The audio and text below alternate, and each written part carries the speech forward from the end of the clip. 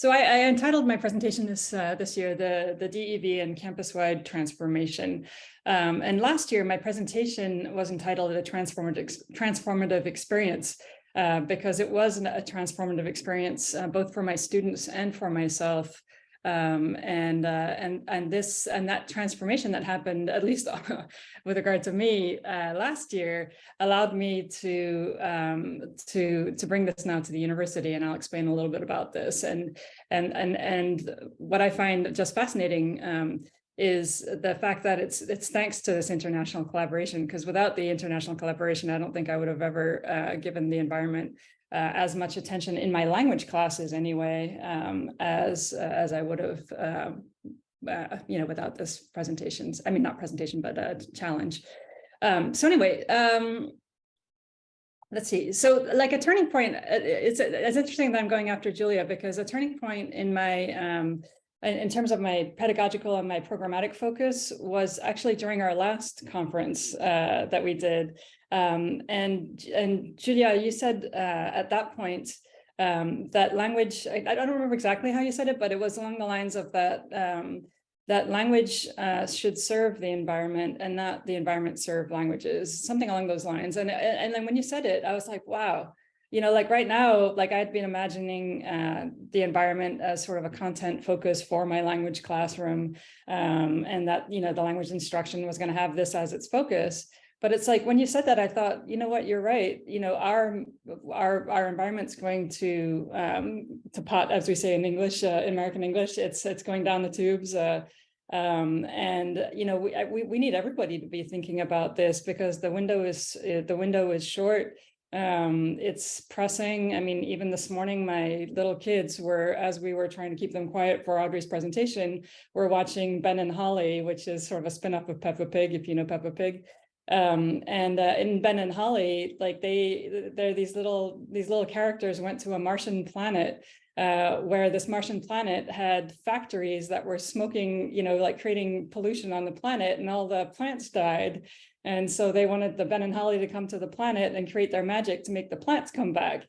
And my little one, my 3.5-year-old Margot, said, well, they should come to our planet because we have water at the beach, and I just thought, oh my God. It's just like, oh my God, so we all need to be, I don't know. I mean, maybe it's just because I have kids, but I feel like we all need to be focusing on generating solutions and helping everybody be proactive in terms of creating climate awareness and participating in the solutions. So what I'm going to do in this presentation is basically, this presentation is a summary of this year and changes that I brought about this year that actually speak to Julia's questions of motivation. And I'll talk a little bit about like some of my reflections on how I felt the students participated this year. And then I'll talk briefly also about how, thanks to this international collaboration, that I've been able to now make this a campus-wide focus, just thanks to my position that I have right now. And what I want to say about that is not so much have it be about me and a campus-wide transformation in this new role that I have, but more about the importance of, like, if there were not Erasmus-funded projects that bring international universities together and people like Christine that reach out to people like me that don't have access to these international collaborations very easily from the United States, this wouldn't have happened, right? So I'll talk a little bit about that. As a reminder, if you didn't attend last year, I just want to talk a little bit about the American students. So our students, it sounds like, are similar to Julia's students in that they all have different specializations. They're students that are pursuing a French major, but they also come from engineering, medicine, pharmacy, film, sociology, business communications, et cetera. And similar, actually, when I was looking back at last year, in this course, I had 5 native and or heritage students, heritage speakers. And what we mean by heritage speakers in English are those students that have had French in their households, but have not been schooled in French. So they have a fluency with French, but they don't necessarily have any sort of scholastic mastery of French. So we had five, and there was one native speaker, but and then we had 10 students with French language skills ranging from the A2 level, like the low A2 level, all the way up to the B2 level. You know, this is complicated, I have to say. I don't know if you have the same thing, Julia, but it's super complicated to have have this in one classroom, but it's the reality of our teaching. So anyway, so the type of course, it was an upper level class, and like last year, I decided to, instead of incorporating the project into another course, I decided to create the course around the project. You know, so the whole course did focus on the environment. You know, and I'll talk a little bit about how I changed it from last year in just a second. And then in the United States, we use what's called a communicative student-centered approach to teaching. So we do a lot of group work, and students have a lot of opportunity to talk to each other throughout classes. And so group work's not something that's foreign to our students, but this kind of sustained group work was a little foreign. So we'll talk about that also in a little bit. So in terms of ecology, the students didn't have any working knowledge of ecological terminology in French, and then they all had some varying knowledge about or interest in ecology. Like at the very beginning of the semester, I asked them to basically rate on a scale from 1 to 5, just informally, their interest in the environment. And it was mostly 3s. You know, the students basically said that they had an interest, you know, at about the level of 3 in, you know, in the environment and the future of the environment, with 1 4 and a couple of 2s. So, and none of the students, interestingly enough, came from any sort of sustainability background in terms of studies, you know, so none of them had taken a course on climate change or ecology at the university level. And as surprising it may seem, I don't know if in your universities or schools that, you know, you have this, but there's no requirement right now, like in our general education requirements at the university, there's no requirement to take any courses on ecology, sustainability, climate change. And there was a New York Times article that I saw last night that said that there's only one state in the nation that's integrated, you know, the environment and questions of biodiversity, ecology, and climate change into their curriculum at the primary and secondary levels, you know, systematically across the United States. So just one state out of 50. So anyway, so that's basically that was my class. That's the type of students and the type of that's the context to the course. So this year I incorporated 3 main changes, if you will, to the course. And the first change, again, this was Julia, you really inspired me, but this was you know, sort of again inspired by Julia's talk last summer. But she had spoken about the Petit Manuel de Résistance Contemporaine, which Cyril Dion wrote. And I really loved his film Demain. And so we started again with Demain, and I don't know to what degree the French master's students and the Spanish students also actually watched Demain, like all of them. But all of my students watched the documentary Demain, and it was as eye-opening for my students this year as it was last year. And then we used his book, Ce Petit Manuel de Résistance Contemporaine, as sort of the guiding text, as the principal text for the course. And I decided to take this environmental humanities approach because I found that his, after I read this text, I found that his like insistence on changing the narrative, or changer le récit, is something that all of the students could relate to and incorporate into their projects. And so, you know, the idea of changing the narrative, what that means is that sort of the catastrophic forecasting, the statistics approach, like the approaches that ecologists have used up until now, they're not really working, you know, because they've woken up, you know, they've woken up those who would have been woken up anyway, but they're not, you know, but these approaches are not, they're not pushing the needle, as we say in English, on you know, other populations really engaging as much. And so like his theory is that we need to change the narrative so that so that more people can see themselves in these futures and changing the narrative. He gives as an example of, like, let's say we focus on air pollution. Well, let's not talk about the catastrophic necessarily about the catastrophic effects of air pollution. Let's talk about how much better our lives will be if we fix the problem with air pollution, because now we're going to be breathing cleaner air when we exercise, and that leads to longer lives, et cetera. So that's just a type of example, but I found that my students really while using this text, that French was unfortunately I think for some students it was fine, but other students it was too hard. Those students that have an A2 reading level or B2, B1, A2, B1, the reading level, the text was a little too hard. So I don't even know to what degree they actually read the text, but because I just kept beating a dead horse, as they say in English, in order to get them to understand that changing the narrative is what is Cyril Dion's focus. And I really pushed them hard. They did take it to heart in their slogans that they created for their projects. So one group, the group that's perhaps the most exemplary of really sort of taking to heart this idea of changing the narrative, was the group that worked on the bees. And they said their slogan was sauver les abeilles, non, c'est les abeilles qui nous sauveront. And so it's that idea of flipping the way that people think about the bees, because the Save the Bees campaign is like something that everybody's heard of in the United States. But then they flipped that campaign on its head so that people would pay attention.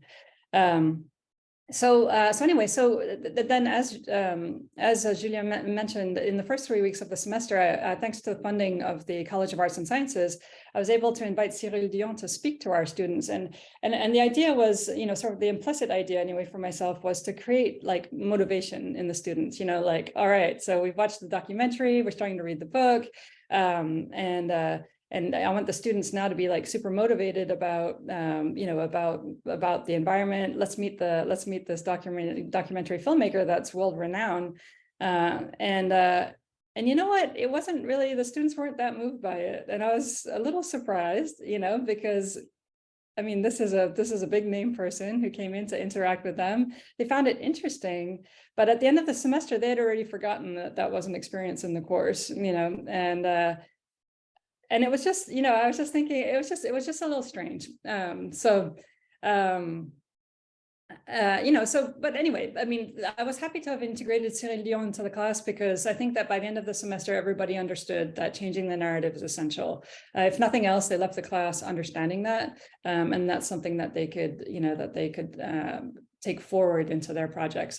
A second major change that I incorporated in this project this year was I integrated something, and I think we all should do this if we are working on the, if the environment stays a focus. I know there's two other focal points now, but is the Solve Climate 2030. So Solve Climate by 2030 is an international organization. It's coordinated to take the language off their site. It's a coordinated climate education initiative across Open Society University Network and beyond. And it organizes educators to dedicate the first Wednesday of April each year during the 2020s as a day for global coordinated education on climate solutions. So we decided to take part in this Solve Climate 2030 in collaboration with the Harrington School of Media and Communications here at our URI campus. And basically what it looked like was that we created an event around our student projects. And so my students presented their 3 projects. So one was on composting, one was on transportation, and carbon emissions, and then the last one was on the bees, say biodiversity and the bees. So the students did these 3 presentations, but then we invited specialists to come and listen to these presentations and give feedback. So there was a student, there were students that came from the sustainability group on campus, because the whole thing was in English, they came. We invited a public transportation specialist. We invited the head of dining services. We invited the director of the food recovery program at URI and also a master gardener. We invited the director of residential life, and then also the wife of the president of the university came, who is also herself very committed to sustainability. And that, I think, was the most beneficial and most interesting moment of the semester, because what it did was it gave students the opportunity to get feedback on their projects. And so all of a sudden, these projects that they sort of hatched, but that they didn't, that they hadn't done real research around, these were just like intuitive ideas that they put together and said, this is my project. All of a sudden, they had to confront like specialists on campus and the realities of trying to implement these projects on campus. And so inevitably, all three groups had to change their projects based on the feedback that they got. And this was the most interesting point of the semester, because it was the moment when the students realized that real work needed to go into this. So it wasn't just the moment where, oh, I can have an idea and I can talk about it in French and this is just a French exercise. It's like, oh, okay, now I have to really think about this, right? And interestingly enough, the students went in two completely different ways when that happened. There were students that were like, they rose to the challenge and they were like, yeah, estoy aquí en los videollamadas estas que estoy con lo del proyecto y mira, es lo que te comentaba, yo justamente lo estaba pensando porque he enviado varias este año y se te oye mucho. Y yo no sé si es porque como yo no estoy este año y el equipo directivo, bueno, yo qué sé, no lo sé. Lo he enviado. Claro, por eso. Entonces no los y también te quería decir, por el Instifen, ¿lo has enviado o lo envío? Can call her. Oh no, she's on the phone. Lo has enviado, ¿no? But can't you silence her? Oh yes, right. I can. Sorry. Vale, I don't no, yo ya te digo que también está enviado a las asociaciones estas que te he dicho. También se lo he enviado a los que tengo conectados. Yeah, the best way is for me to do it. Sorry, I should have thought it sooner. Karen, I hope that didn't break your No, but it looked like an interesting conversation. I wish I could have contributed. Anyway, I was just saying that basically so the students went in two directions. When confronted with the realities of like putting in place a project, like they either embraced it and rose to the challenge and were enthusiastic to be able to think about this further and think about like, oh, how can I really do this and make this better? Or they just went the complete other direction and disengaged. They're like, I don't want to put any more work into this project. This is just a French class. I've already given enough time to this. I don't want to do this anymore. And that I found fascinating in terms of pedagogical approaches and what we need to do moving forward. And then just very quickly, the third, because I'm looking at the time, the third change that I brought was Clara Coman was a Ren 2 intern that came and worked with us. And it was really interesting having her perspective, having done the DEV from the master's side, having her come and work with my students and provide a French perspective to the project. So that was the third major challenge. My general evaluation of the DEV this semester was that I think I undoubtedly pushed the students harder to come up with viable projects that wouldn't just recycle platitudes. And like I said, one group rose there was the B group that rose enthusiastically to the challenge. Another group, which was the transportation group, they rose to the challenge, but a bit begrudgingly. But ultimately they had the highest, they were the chosen project for this class anyway. And then there was one group that they weren't able to work together. They hated the teamwork. When they learned they had to like actually push themselves further, they just disengaged. So I would say in terms of student enthusiasm for the project, it was mitigé, as they say in French, and I think the biggest challenge for all of the groups was the research part, to see if their project was viable. And they just don't want to do research. They don't want to do the research. And if they hadn't done the Climate 2030 event, the Solve Climate by 2030 event, they probably wouldn't have gotten any further in terms of like pushing their projects forward in order to think of something really viable. And that would have been unfortunate, because what the students really learned from this project this semester, given the Solve Climate by 2030 feedback, was what this project was all about and what this class really was all about. And I could have framed that much better, like in the beginning, but now, hindsight is 2020. But is that this is learning about how to design, like it's design thinking, it's how to design a project, how to build a project, how to manage a project, and how to get through a project and implement a project. So it's really about, we say project-based pedagogy, but this is really about how, pedagogies of projects, and I think that there's something that can be done there that can better explain to students the arc, that one has to go through in order to get from the problem to the solution, and that there's going to be friction at multiple points, and like reevaluation and reconsideration and rethinking and redoing, so that they know that that's coming, as opposed to just thinking that they can just like pop an idea out of their heads and say this is it, and then they're done. So anyway, so just like this whole DEV was really despite the sort of the mixed success of this year, this DEV was really a turning point for me in my own academic career, because like now I'm the honors program director, which means that I serve the whole university, the best students from the whole university. And thanks to the DEV now, I have, and also thanks to like reading of Cyril Dion and this focus on changing the narrative, we've been designing a whole new honors program here at URI around the theme of imagining sustainable, equitable societies. And so we have concentrations on multiple areas: sustaining our shores, sustainable, equitable food systems, business for the common good, sustainable design, etc. And it really wouldn't have been like without this international collaboration. And this is, I think, the strength of these international collaborations is bringing new ideas to new corners of the world. I wouldn't be here today being able to do this. So I want to leave with just I was just thinking about the mixed success, and thinking about what Julia said. In terms of like, where could we go with this?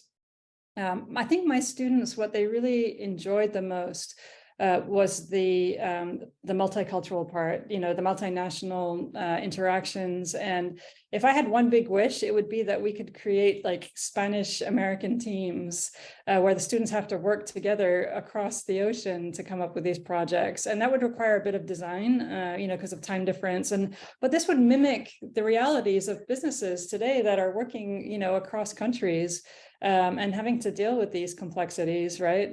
Because I think the students, like, they really enjoyed hearing of what the Spanish teams were doing, and being able to interact with them in French. And it would give the French part like more legitimacy in this project, because we're learning about everything in French, but at the same time, the students are focusing on the URI campus for a project that will be in French. But like, if they were working in multinational teams where the only common language is French, then that's a whole different, that's a whole different importance that we give to the language. So, and then I think I'd like to bring in a little bit of I think there could be some research done on change making, like change makers, and how to help students become change makers, because I don't think it's something you just like discover that you are one day. It's something that you become. And so I think that these projects are ways for students to realize whether they're, that they think that they're change makers or not, like to discover what it means to make change. And I think I'll just leave it at that. I mean, these were, I already spoke about like helping students understand the arc of project creation and management. That would be the last thing that I'd like, I think that students should be confronted with at the outset in the learning objectives. So anyway, thank you very much. And I hope you're all doing well.